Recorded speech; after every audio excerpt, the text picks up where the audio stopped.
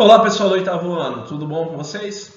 Eu sou o professor Pedro e hoje vamos ter mais uma aula de História. Prontos? Para vocês acompanharem da casa de vocês, abram a apostila 1 na página 164. Hoje iremos trabalhar a primeira aula do módulo 5, o Iluminismo, Conhecimento e Limites ao Poder. Gente, esse título ele nos traz um elemento importantíssimo, limites ao poder. Mas limitar os poderes de quem? Para você que disse ou pensou do rei, está correto. Tá? Como vimos anteriormente, os abusos de poderes dos reis, os chamados reis absolutistas, estavam incomodando alguns grupos da sociedade. Além do título, podemos observar essa imagem ao fundo. Essa imagem retrata a Bastilha. Já ouviram falar sobre ela? A Bastilha era uma fortaleza, Ela foi construída no século XIV e tornou-se prisão para quem descontentasse o governo durante o absolutismo, sendo considerada uma prisão do pensamento, ou seja, quem discordasse do rei acabava preso nela. Nessa fase da história francesa, o rei tinha entre seus vários poderes o poder de definir a prisão de pessoas sem julgamento, sem prazo e sem a possibilidade de apelação. Então, por exemplo, mulheres que enganavam os esposos, filhos de nobres que desobedecessem aos seus pais, ou envergonhassem os membros da comunidade com comportamentos que eram considerados imorais, podiam ter a prisão ordenada pelo rei, caso esse monarca entendesse, atendesse o pedido de um membro da corte. O rei, então, podia, além de tudo, usar esse instrumento para investir contra os seus inimigos políticos, ordenar torturas e até execuções. A justificativa do rei era manter a ordem pública ou assegurar também o bom funcionamento das instituições. Tá bom? O antigo regime em xeque, em questionamento. Como vocês estudaram anteriormente, a formação das monarquias nacionais e o fortalecimento do poder dos reis atendeu durante alguns séculos os interesses de diversos grupos sociais, entre eles a burguesia. Nesses momentos, a concentração de poder nas mãos do rei não tinha nenhum impedimento legal, não tinha nenhuma lei que impedia isso. E tinha justificativa na religião ou na necessidade de garantir a ordem social. Como vimos, para garantir um bom funcionamento da sociedade, os reis franceses podiam, por exemplo, exercer o poder de justiça, que eram presos na Bastilha, como vocês viram no slide anterior. Também era comum, em regimes absolutistas, acompanhem comigo os tópicos, era comum a violação de correspondências por autoridades do governo, a censura em publicações, seja em jornais, panfletos, livros, e punições a quem mantivesse opiniões consideradas ofensivas ou diferentes das expressas pelo monarca, pelo rei.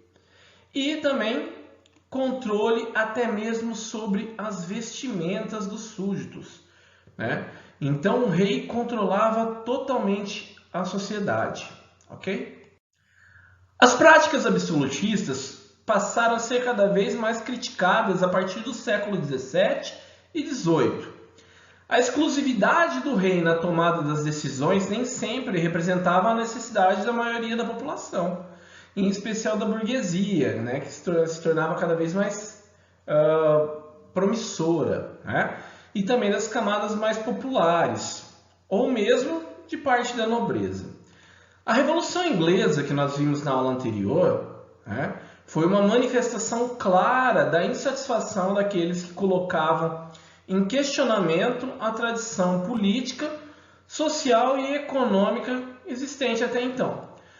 tudo que era identificado com o antigo regime, como a censura, o absolutismo, o mercantilismo, né, e todos os obstáculos que as religiões impunham ao conhecimento, passou a ser associado às trevas, né, à escuridão, e deveria ser superada e substituído por um novo modelo de organização.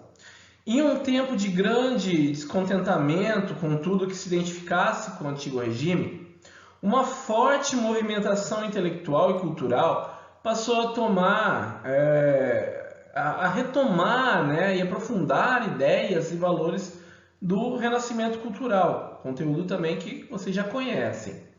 Esse movimento, que era contrário ao antigo regime e que buscava os valores do renascimento, ficou conhecido como Iluminismo.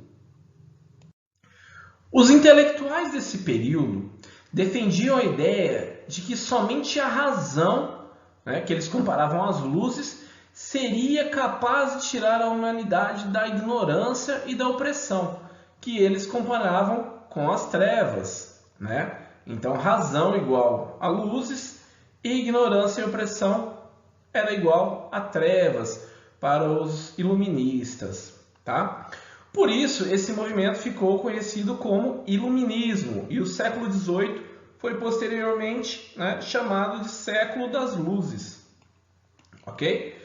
Então tem a ver com essa ideia da razão. Os iluministas pensavam que a razão, que era, né, relacionada às luzes, iluminaria, né, a Europa, né, com essas novas ideias, ok? Século XVIII, século das luzes. Por esse motivo, os pensadores do século XVIII passaram a ser chamados de iluministas, certo? Então as pessoas que fazem parte do iluminismo eram os iluministas. Eles se dedicavam à investigação dos seres humanos, da sociedade e da natureza. Eles buscaram respostas aos seus questionamentos nas mais diversas áreas de estudo, como na filosofia, na economia, no direito e na história, né? Como vocês podem observar no tópico abaixo. Beleza? Então temos aqui o título As Luzes e as Ciências Humanas, né? Os iluministas desenvolveram um amplo saber em várias áreas do conhecimento, rompendo então com o pensamento até então dominado pela religião. Para isso, elegeram como principal forma de resolução de problemas o uso do método científico, né? O que era esse método científico, né? Era algo considerado indispensável para se chegar às conclusões válidas sobre qualquer assunto. Nesse momento, convido vocês a fazer uma reflexão. Hoje, no Brasil, estamos vivendo um momento bastante estranho, né, no qual a ciência e a razão têm sido alvo de perseguição, né? Então, a ciência, que foi responsável por descobertas que ajudaram e ajudam muito a humanidade, passou a ser desprezada, né? Isso acontecia na Idade Média, gente, no qual as pessoas aceitavam apenas a visão da religião, né? Então fica o convite para vocês pensarem um pouco sobre a importância da ciência e da sua evolução para a história da humanidade, certo? Pessoal, os iluministas utilizavam, como eu apontei, um método científico, que nada mais é que o conjunto de técnicas e procedimentos racionais, né, a partir da razão. Ou seja, utilizando a razão, eles investigam e explicam fenômenos da natureza, por meio da observação, da experimentação, né? E da formulação de leis, certo? Os pensadores iluministas retomaram as ideias defendidas pelos pensadores humanistas, lá do Renascimento, né? E vão, obviamente, dar um salto de qualidade nessas ideias desses pensadores, ok? O lema, então, dos iluministas, né, como vocês podem ver aqui acima da imagem, era razão, liberalismo e progresso, né? A partir da racionalidade, né, de um pensamento racional, os homens estariam livres, né? Teriam uma maior liberdade econômica, política, de pensamento, e isso levaria a sociedade ao progresso. Na imagem ao lado, né, é o Salão da Madame Geoffroy, tá? Quadro de 1755, né, de Anicette Gabriel Lemonnier. A obra faz referência a uma prática na sociedade europeia do século XVIII, uma prática muito comum, né, que era a realização de encontros e saraus para exposição e troca de produções literárias, artísticas, científicas e filosóficas. O objetivo desses encontros era promover debate de ideias em espaços e condições de não correrem o risco de censura do governo ou da religião, certo? Esses eventos reuniam intelectuais, artistas, membros da aristocracia e da alta burguesia parisiense. Nesse quadro, como em tantos outros da época, podemos destacar os feixes de luz na cena, né? Percebam aqui a luz entrando, né? Esse feixe de luz. Sim, esse recurso era utilizado para simbolizar que conhecimento, né, baseado na razão científica, estava presente naquele ambiente. Então, pessoal, uma coisa é fato: todas as ciências se apoiaram no pensamento iluminista. Naquele momento, por exemplo, os astrônomos e matemáticos determinaram a distância entre o planeta Terra e a Lua. Determinaram também a forma elíptica do planeta, que é achatado nos polos e dilatado no paralelo do Equador. Isso vocês já aprenderam em geografia, né? Que a Terra não é plana. Os aperfeiçoamentos do telescópio também permitiram a descoberta do planeta Urano e de novos satélites de Saturno. Os físicos inventaram o termômetro de mercúrio e estudaram fenômenos elétricos. Franklin provou que os raios são descargas elétricas. E no final do século, o italiano Volta conseguiu, por meio de uma pilha, produzir uma corrente elétrica. Lavoisier fixou o método de uma nova ciência, a química.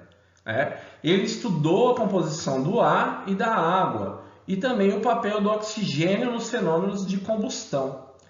Dessas descobertas, tiram-se aplicações práticas. Franklin inventou o para-raio. O francês Le Bon descobriu o gás de iluminação. O inglês Jenner descobriu o processo de vacinação antivariólica. E James Watt, que é esse da imagem ao lado, aprimorou por volta de 1789 a máquina a vapor. É possível dizer que o iluminismo fez parte de um processo de mudanças do pensamento científico, das ideias, da cultura e do cotidiano da sociedade europeia. Podemos pensar que todas essas mudanças eram um aprofundamento do movimento renascentista. Os iluministas tinham a certeza de que somente com os princípios da razão haveria respeito à lei, à tolerância, à liberdade e, enfim, à felicidade no mundo. Na imagem ao lado, vocês podem ver, como eu já tinha apontado, o James Watt, inventor da máquina a vapor, um dos inventos que mudou os rumos da história da humanidade. Pessoal, na aula de hoje, vocês entenderam o iluminismo como parte do processo que desmontou o absolutismo e como momento fundador de um novo regime, que em muito se aproxima da forma como a nossa sociedade está organizada atualmente. Na próxima aula, iremos aprender sobre o liberalismo político e sobre o liberalismo econômico, ok? Bom, espero que tenham gostado. Acima está meu contato, caso tenham dúvidas. Bons estudos, muito obrigado e até a próxima aula.